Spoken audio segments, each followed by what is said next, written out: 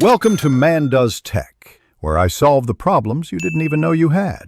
You start by making sure the Google Photos app is installed and you're signed into the account that has the pictures you want. Then, long press an empty area on your home screen to open widgets.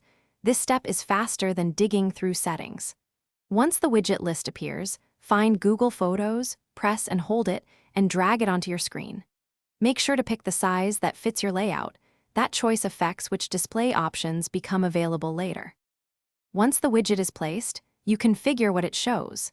Tap the widget to open its options or follow the prompt that appears.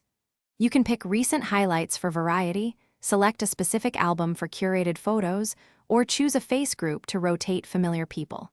Make sure to set refresh frequency so images update as often as you want, and enable captions or titles if you need context. These choices determine how dynamic and relevant the widget. To finish, resize or move the widget to check cropping and layout.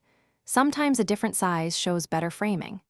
Make sure Photos has the permissions it needs and that battery optimization isn't blocking background updates, because that prevents new images from appearing. If the widget fails to update or shows placeholders, clear the app cache, restart your device, and if needed, remove and re-add the widget. This sequence fixes most sync and display issues. Thanks for watching.